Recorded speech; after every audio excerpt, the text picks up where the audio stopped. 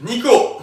Antonio Banderas. Nico Aliagas, hein, on va t'appeler Nico Aliagas, ça rime avec Antonio Banderas. Tu connais pas Nico Aliagas, c'est un... Non. C'est pas plus mal. C'est un présentateur TV, mais super. tu regardes pas la télé, donc t'as pas pu le voir, et en plus c'était à une époque où t'étais sûrement pas en France, parce que cet enfoiré il a vécu pas mal de temps à l'étranger. Bref, voilà. Hein, On allait parler de... Nico Aliagas. Non, de comment ne plus avoir mal au bas du dos. On parle spécifiquement du bas de dos. Ouais. Oui, parce qu'il y a plusieurs endroits dans le dos où tu peux avoir mal, mais celui qui revient quand même le plus souvent, en tout cas le plus pénible, je trouve, c'est quand même le bas du dos. Autant, ouais, bref, je m'égare encore. Donc le bas du dos. Alors, le plus frustrant pour moi dans les gens qui disent qu'ils ont mal au dos, c'est les gens qui disent je ne fais pas de sport, je ne peux pas faire de sport, j'ai Oui. mal au dos donc je ne bouge plus, je ne fais rien. Et en gros, moi j'ai envie de leur dire garde ta douleur de mal de dos. Boum, dans ta gueule. Continue à avoir mal du dos. Parce que ça ne va faire qu'empirer. C'est vrai. L'immobilité va entraîner une atrophie de tes muscles. Tes muscles, ouais. Et ton dos, en fait, c'est quoi? C'est une épine dorsale, enfin la colonne, et puis avec des muscles derrière qui les tiennent, les lombaires, et des muscles devant qui les tiennent. Donc en gros, s'il n'y a pas les muscles, la colonne elle fait... Tu vois, c'est un fil que tu tends et puis qui tombe. Et c'est comme...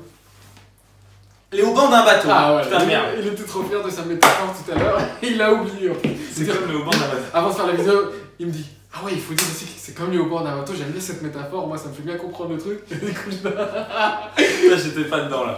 Donc c'est comme le haubans d'un bateau. Mais pourquoi c'est comme les haubans d'un bateau? Bah du coup parce que t'as la colonne au milieu, mât. le bateau, le mât, oh pardon, le... Putain c'est dur là. Ouais, Le mât, ouais.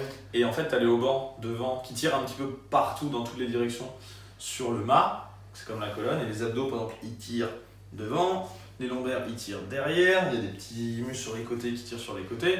Et s'il y a une corde qui casse, tu C'est risques ça. de tout casser en fait. Exactement. Et en gros, s'ils sont tous trop faibles, toutes ces cordes, si les cordes elles deviennent un peu lâches, ce qui se passe sur un mât, bah, à un moment ton mât il va tomber. Justement, il tient parce qu'elles tirent tous de façon égale dans toutes les directions et du coup il peut pas bouger. Mais Il y si a une elles commencent à se tension, en fait. relâcher, Qui est répartie d'une façon stratégique, équitable, qui fait que ça tient et que le bateau il avance. c'est ça.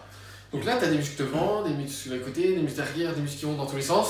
Ça sert à rien de rentrer dans les détails, mais qui tiennent ton dos. C'est ça. Et donc, la plupart des gens qui se plaignent du mal des dos croient qu'ils doivent se reposer. Et je suis désolé, si tu as une blessure, certes il faut se reposer, mais si tu as juste un mal de dos constant et récurrent, il faut que tu renforces. C'est ça. Et la solution, rester couché, ça va empirer le problème.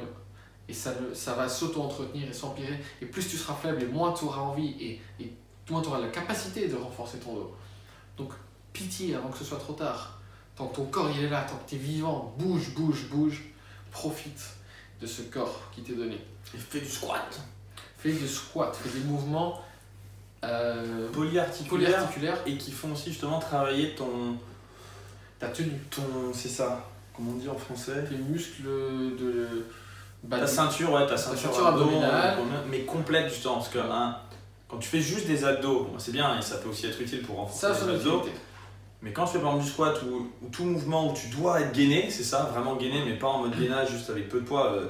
Du squat, tu dois te tenir dans ta position naturelle, mais gainé. En fait, tous les petits filets qui tiennent les haubans, Le mât. tous les haubans travaillent de la même façon, puisque peu importe où est le poids, s'il y en a un qui tire, les autres doivent aussi tirer. Et c'est très important, c'est pour ça qu'on refuse absolument que les gens fassent du squat guidé. Ouais. Pour moi, c'est le pire mouvement que tu puisses faire en musculation, parce que tu es en train d'exercer une force qui n'est pas bien répartie, et tu n'es pas en train d'apprendre à tes muscles justement de tenir le mât. Les haubans, Ouais. ils ne sont pas en train d'être exercés de la bonne façon. C'est-à-dire que quand tu as une charge là, au début tu commences. Et les gens qui disent ouais, mais le squat c'est trop compliqué, c'est trop lourd. Tu commences avec rien. Ensuite tu mets un petit peu, ensuite tu mets un tout petit peu plus. Et après, un jour tu feras 100 kg, mais ça n'arrive pas le premier jour. Et du coup, et même si tu n'y arrives jamais, c'est pas grave, tu renforces. Donc tu mets un poids là, c'est ça l'idée. Tu descends, tu remontes. Et entre-temps, tu dois garder la colonne droite. Et ce fait d'entraîner la colonne à rester droite avec de plus en plus de poids, tout doucement, progressivement, Ça fait que tu renforces le tout. tu renforces tous les muscles qui protègent ton dos. Un autre exercice fondamental, je pense, c'est le soulevé de terre.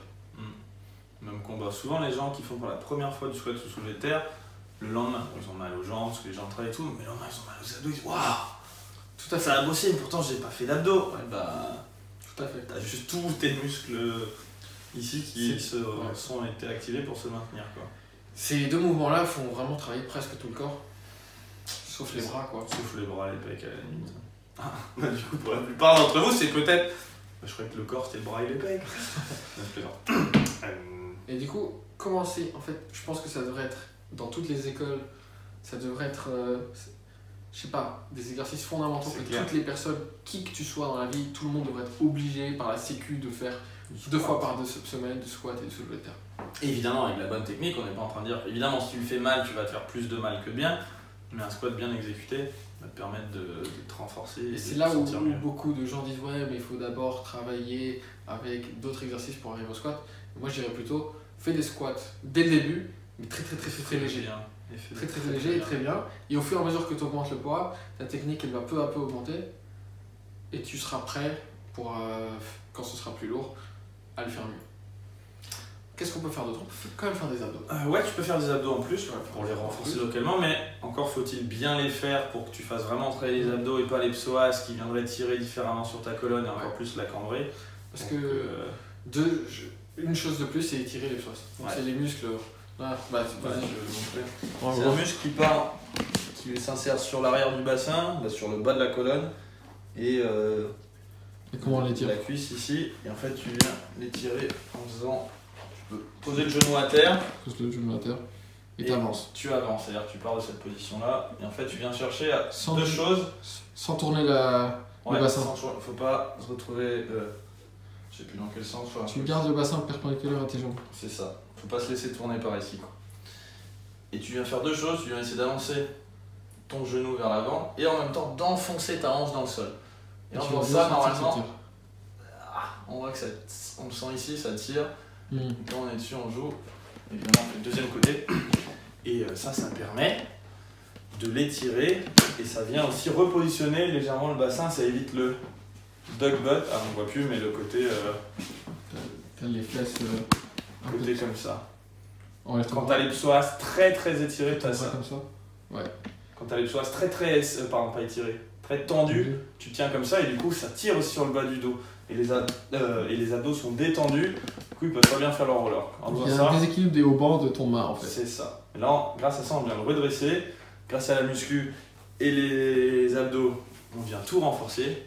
Et à la fin, au bout d'un moment, on se sent beaucoup mieux et tout se passe bien.